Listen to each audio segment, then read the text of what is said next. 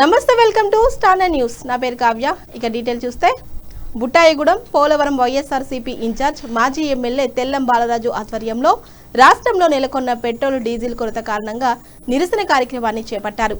ఇది కూటమి ప్రభుత్వం వైఫల్యం. దేశంలో ఏ రాష్ట్రంలో లేని కొరత ఆంధ్రప్రదేశ్లోనే ఉందని బంకు డీలర్లు ప్రభుత్వం కుమ్మక్కై కృత్రిమ కొరత సృష్టించారని మండిపడ్డారు.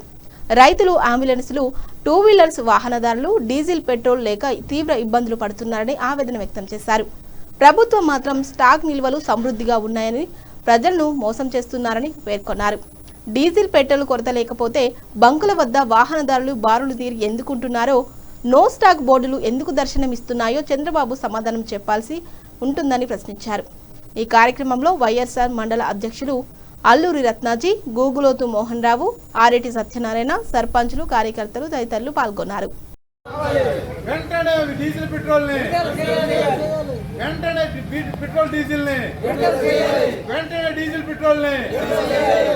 ఆంధ్రప్రదేశ్ రాష్ట్రంలో మరి డీజిల్, పెట్రోల్ కొరతతో ప్రజలు, రైతులు, సామాన్య ప్రజలు మరి ప్రతి ఒక్కరు కూడా డీజిల్, పెట్రోల్ కొరతతో మరి అల్లాడిపోతున్నారు. ఎక్కడ ఏ బంకు దగ్గరికి చూసినా కానీ మరి ప్రజలు, రైతాంగం ఈరోజు క్యూలో ఉండి ఈరోజు నిలబడిన పరిస్థితి ఏర్పడింది. ఇలాంటి పరిస్థితి దేశంలో కూడా ఎక్కడ కూడా లేదు.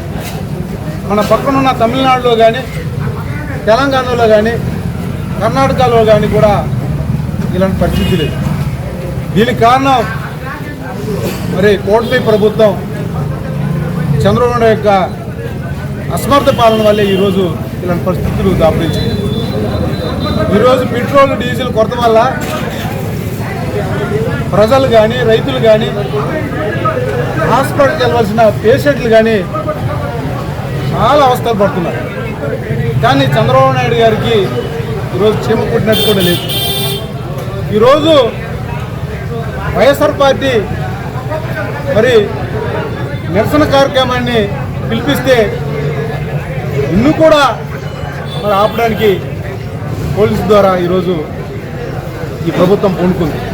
అయినా కానీ ఈరోజు ప్రజలు సాక్షాత్తు మేమే వచ్చి ఈరోజు పెట్రోల్ బంక్ దగ్గర చూస్తే మరి చూశారు కదా ఏ విధంగా క్యూలో నించున్నారో ప్రజలందరూ కూడా తేటతెల్లం అవుతుంది.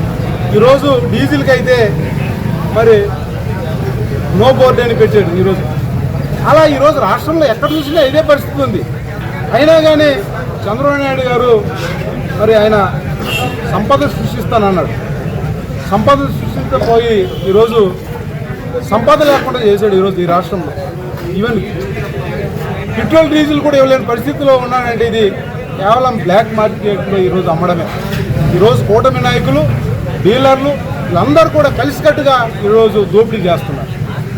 మొన్నటి వరకు ఎరువుల కొరతను కూడా అలాగే కృత్రిమ కొరతగా సృష్టించి దోసుకున్నారు. విత్తనాలను కూడా మరి కృత్రిమ కొరతగా సృష్టించి దోసుకున్నారు. ఇప్పుడు పెట్రోల్, డీజిల్ని కూడా కృత్రిమ కొరతగా సృష్టించి ఈరోజు దోచుకునే పరిస్థితి ఏర్పడింది. దీని మీద ప్రజలు కూడా ఈరోజు ఆందోళన, ఆగ్రహంతో ఈరోజు ఉన్నారు. ఇప్పుడైనా కానీ చంద్రబాబు నాయుడు గారు మీరు కళ్ళు తెరవండి, ప్రజలకి కావలసినంత పెట్రోల్, డీజిల్ ఇవ్వండి. ఎందుకంటే పక్క రాష్ట్రాల్లో దొరుకుతున్న పెట్రోల్, డీజిల్ ఈ ఆంధ్రప్రదేశ్లో ఎందుకు దొరకడం లేదో ఒకసారి మరి ప్రజలు కూడా గమనించాలి. ఎందుకంటే చంద్రబాబు నాయుడు గారు దోపిడీకి అలవాటు పడిపోయాడు. దోపిడీకి అలవాటు పడి ఈరోజు పెట్రోల్, డీజిల్ కూడా బ్లాక్ చేసి ఈరోజు మరి అమ్ముకుంటున్నారు వాళ్ళకు నాయకులు వాళ్ళందరూ కలిసి. దీని మీద ఈరోజు వైఎస్ఆర్ పార్టీ కూడా పెద్ద ఎత్తున నిరసన కార్యక్రమం చేపట్టింది. దీన్ని చూసన్నా కానీ చంద్రబాబు నాయుడు వెంటనే మరి ప్రజలకి మరి డీజిల్ కొరత లేకుండా, పెట్రోల్ కొరత లేకుండా చూడాలని వైఎస్ఆర్ పార్టీ తరఫున డిమాండ్ చేస్తున్నాను. ఈరోజు అంబులెన్సులు కూడా ఈరోజు డీజిల్ లేక ఈరోజు ఆగిపోయే పరిస్థితి ఏర్పడుతుంది. ఈరోజు రోగులు కూడా ఈరోజు మార్గ మధ్యలోనే ఈరోజు చనిపోయే పరిస్థితి ఏర్పడింది. ఈరోజు గ్యాస్ ఎక్కడ కూడా లేదు. ఈ కూటమి ప్రభుత్వం వచ్చి అన్ని రంగాల్లో, అన్ని వ్యవస్థల్లో ఈరోజు విఫలమైపోయింది. ఎక్కడ కూడా ప్రజలకి మేలు చేసే పరిస్థితి లేదు. ఈరోజు ఈ కూటమి ప్రభుత్వం వచ్చిన తర్వాత ఈ రాష్ట్రంలో ప్రజలు కూడా ఎవరు కూడా ఈరోజు సుఖం లేని పరిస్థితి ఏర్పడింది. ఈరోజు ఈ డీజిల్, పెట్రోల్ కొరత చూస్తుంటే ఇది కృత్రిమ కొరతగా ఈరోజు సృష్టించి ఈరోజు దోచుకున్న ఈ చంద్రబాబు నాయుడు గారు మరి పోయే కాలం దగ్గర పడింది. రాబోయే రోజుల్లో తప్పనిసరిగా ప్రజలే గుణపాఠం చెప్తారు. ఇప్పుడైనా కానీ వెంటనే ఈ యొక్క కొరత లేకుండా డీజిల్ పెట్రోల్ని మరి ప్రజలకి అందుబాటులో తీసుకురావాలని మరి గట్టిగా డిమాండ్ చేస్తున్నాం.